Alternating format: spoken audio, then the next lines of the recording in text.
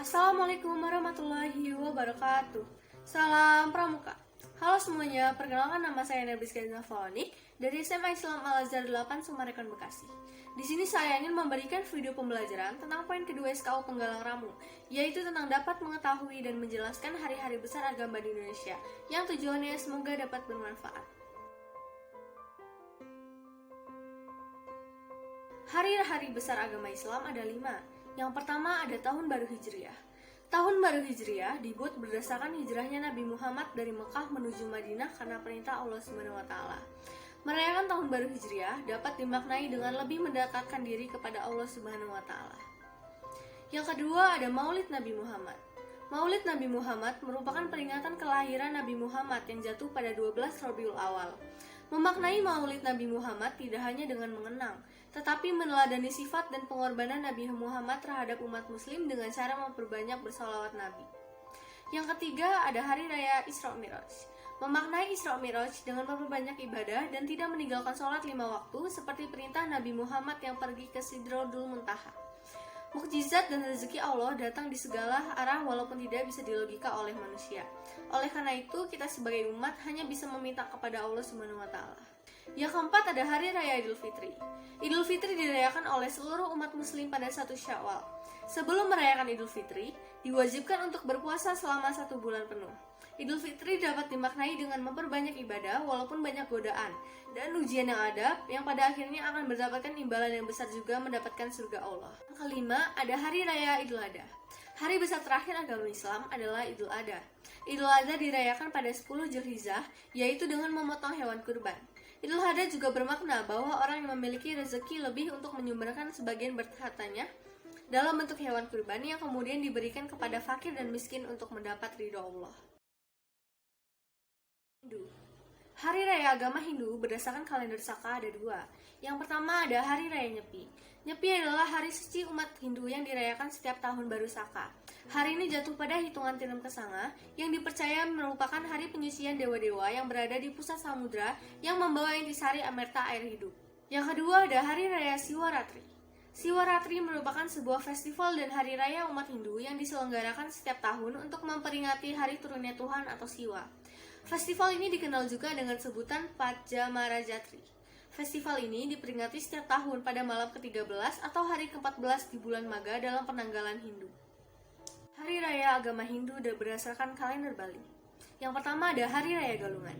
Hari Raya Galungan dirayakan oleh umat Hindu Bali setiap 210 hari dengan menggunakan perhitungan kalender Bali, yaitu pada hari Buddha Kliwon Dungulan sebagai hari kemenangan Dharma melawan Adharma. Yang kedua ada Hari Raya Kuningan. Hari Raya Kuningan adalah hari raya yang dirayakan oleh umat Hindu Dharma di Bali. Perayaan ini jatuh pada hari Seniscara Kliwon Wuku Kuningan. Hari raya ini dilaksanakan setiap 210 hari dengan menggunakan perhitungan kalender Bali 10 hari setelah Hari Raya Galungan. Yang ketiga ada Hari Raya Saraswati.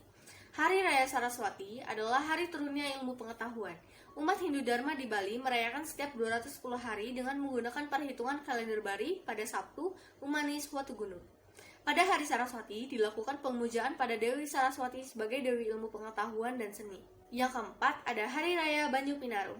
Banyu Pinaru adalah upacara yang dilakukan setelah Hari Raya Saraswati, tepatnya sanascara Umanis Watu Gunung yang bertujuan untuk pembersihan dan kesucian diri. Dan yang kelima adalah Hari Raya Pagerwesi. Hari Raya Pagerwesi jatuh setiap Prabu Kliwon Wukusinta.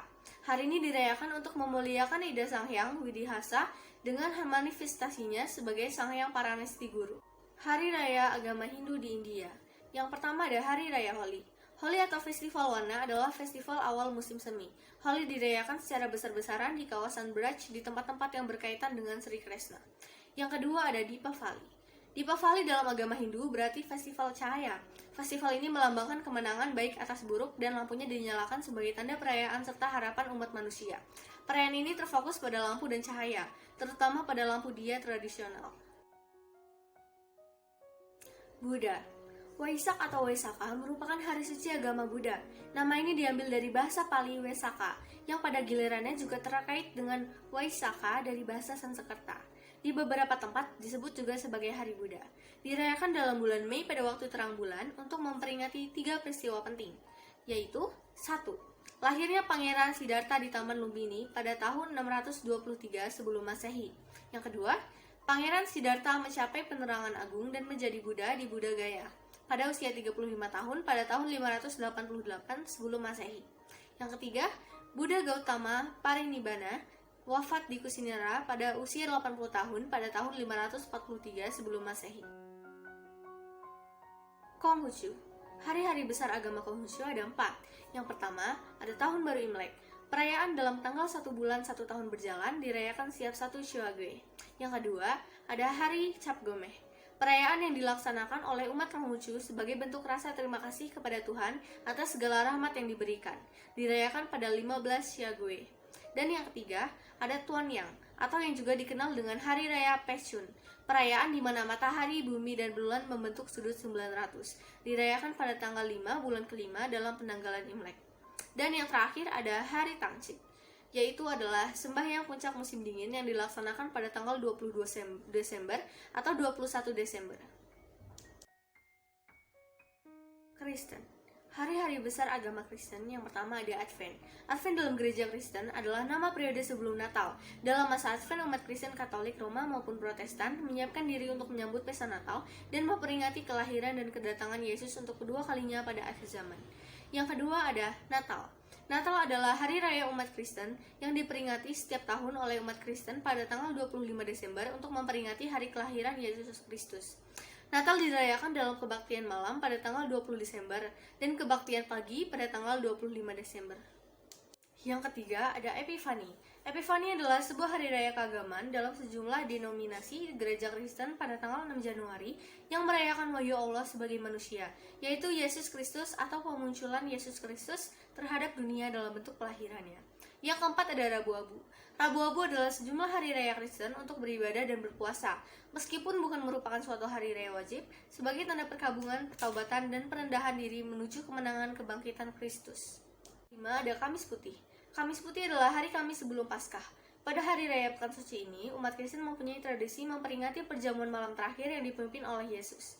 Yang keenam ada Jumat Agung. Jumat Agung adalah hari raya sebelum Minggu Paskah, hari peringatan penyaliban Yesus Kristus dan wafatnya di Golgota. Ketujuh ada Sabtu Suci. Sabtu Suci adalah hari setelah Jumat Agung dan sebelum Minggu Paskah. Sabtu Suci merupakan hari terakhir dalam Pekan Suci yang dirayakan oleh orang Kristen sebagai persiapan perayaan Paskah. Kan ada Paskah. Paskah adalah perayaan terpenting dalam tahun liturgi gerejawi Kristen. Bagi umat Kristen, Paskah identik dengan Yesus, yang oleh Paulus disebut sebagai anak domba Paskah. Jemaah Kristen hingga saat ini percaya bahwa Yesus disalibkan, mati dan dikuburkan, dan pada hari yang ketiga bangkit dari antara orang mati. Yang kesembilan ada kenaikan Yesus Kristus. Kenaikan Yesus Kristus adalah peristiwa yang terjadi 40 hari setelah kebangkitan Yesus, di mana disaksikan oleh murid-muridnya, Yesus Kristus terangkat naik ke langit dan kemudian hilang dari pandangannya setelah tertutup awan, seperti yang dicatat dalam bagian Perjanjian Baru di Alkitab Kristen. Dan yang ke-10 adalah Pentakosta. Pentakosta atau Minggu Putih adalah hari raya Kristiani yang memperingati peristiwa dicurahkannya Roh Kudus kepada para rasul di Yerusalem, yang terjadi 50 hari setelah kebangkitan Yesus Kristus. Semoga video pembelajaran ini dapat bermanfaat. Satyaku kudharmakan, dharmaku kubaktikan. Terima kasih. Wassalamualaikum warahmatullahi wabarakatuh. Salam Pramuka.